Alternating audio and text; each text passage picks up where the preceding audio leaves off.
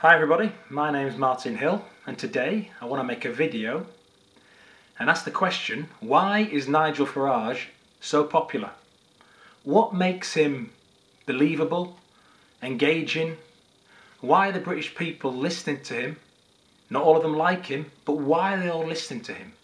And why don't they seem as bothered when Cameron speaks, when Hague speaks, when Clegg speaks, when Miliband speaks, when Blair speaks?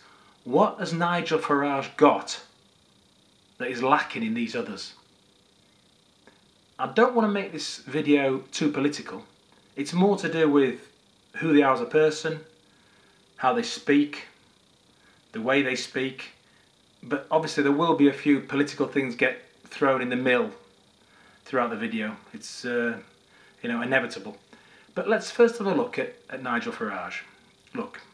As I said, whether you like him or don't, whether you agree with him or not, people still listen to him and find him, firstly, very engaging. He comes across as a charming guy. He comes across as very truthful. He comes across as very honest. And he also comes across, as an intelligent guy as well, but he also comes across as a guy with a good sense of humour. He's witty and he's got bags of common sense. And he seems very much in touch with himself as a person. He also has this great ability to be able to speak to all and everyone, regardless of class, which is a hell of a skill. I remember once I met the Duke of Devonshire, who was one of the richest guys in the country. He died quite a few years ago. We were doing this performance at his mansion in the Derbyshire countryside, Chatsworth House, in the Derbyshire countryside there, in the Peak District. One of the richest guys in the country, owned loads of land, huge house. But when this guy spoke, he was one of the most gentle, beautiful people I'd ever met. He knew he had loads of money. He knew he was super rich, a powerful guy, but he was so gentle, came over so loving, so warm, so honest, so truthful. And that's what I pick up from Farage. Regardless of where he's come from, money-wise, or where he worked, how much money he earned. Tony Benn was from a very privileged background, but Tony Benn came over as one of the most, down-to-earth, man of the people we've had in a long time. So Farage does seem to have that skill. He's also, as I said, a very intelligent guy. He connects he connects the heart, but most importantly, when he speaks from the gut. Everything he says goes all the way through his body and it comes out because he believes it. Whether he's written every word, it sounds like most of it does come from him. And you believe it because he believes it. Whether it's right or wrong, whether you agree or disagree, it's his point of view. He's not apologising for it. He doesn't say, please like me. No, he puts it on a plate and says, that is what I think. What you think about it is up to you. But it's a real sign of strength. Now if we compare that to the first guy I'm going to have a look at, Ed Miliband. Ed Miliband obviously it sounds like he gets a lot of his things written by somebody else. Because when he speaks, it sounds so rehearsed, so practiced. The hand movements, the points he hits during the speech.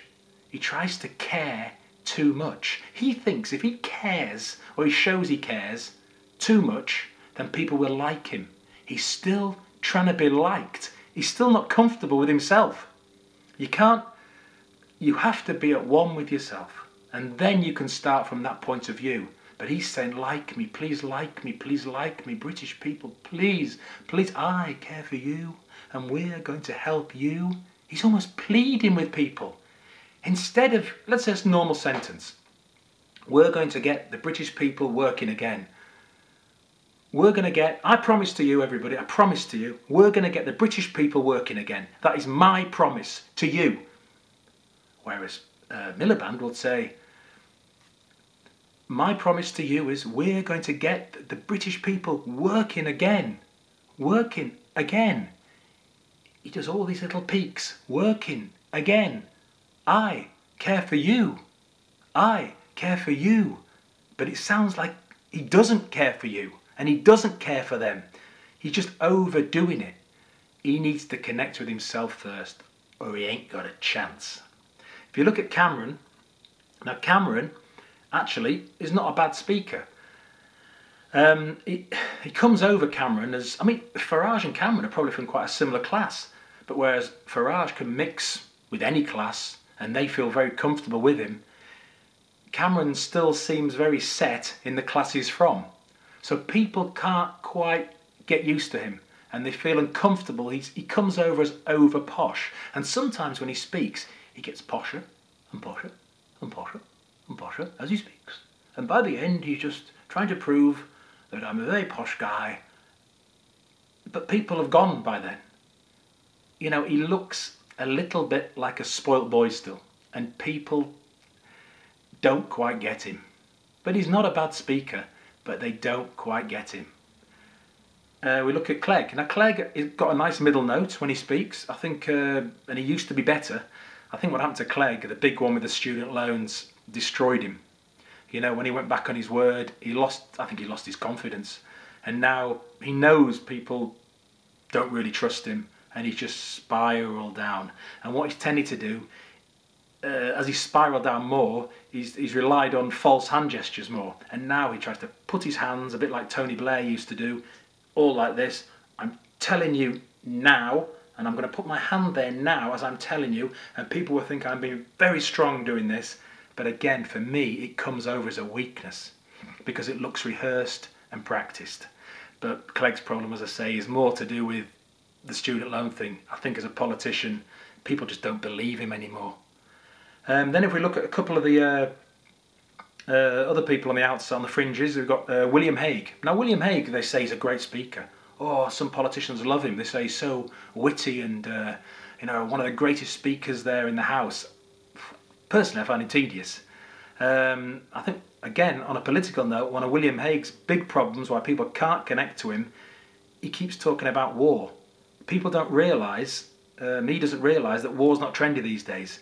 Whenever I see him, he's either talking about maybe wanting to go to war with Syria, going to war with Iran. It's all about war with him. People aren't interested in that anymore. He doesn't seem to get the message. But his voice, a very strange voice he's got. Again, well, let me give you a little example of William Hague, how he speaks. This is a little bit of an impression. I think we are delighted that the British people are finally coming to our party because we are offering the greatest amount that anybody else can offer in the party at the moment. We are then going to go to war with Syria, hopefully. Not a great impression, but not a bad impression.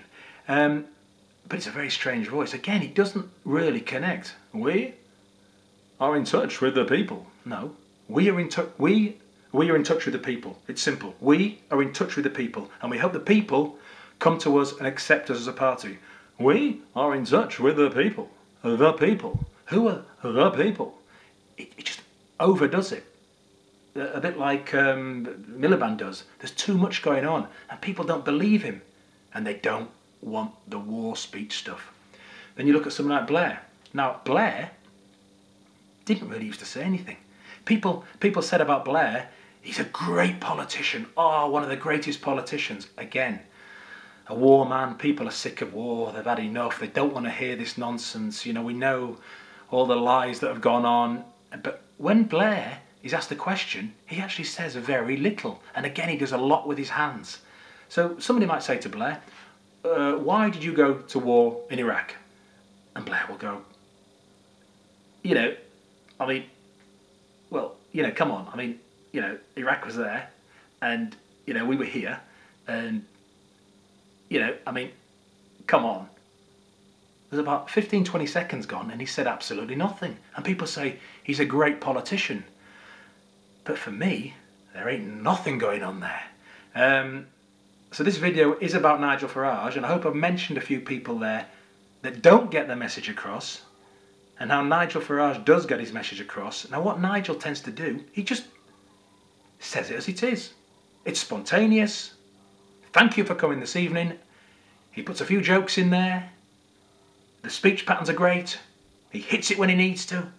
He's very alive, very spontaneous, very honest, very truthful. Seems like a great guy.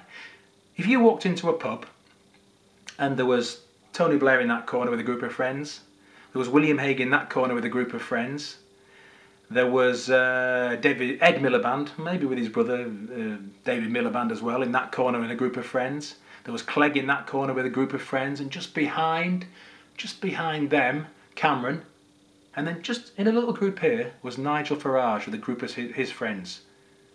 Which group would you want to join to have a good night? I think I've made my choice. Hope you enjoyed the video, and well, I'll see you again soon.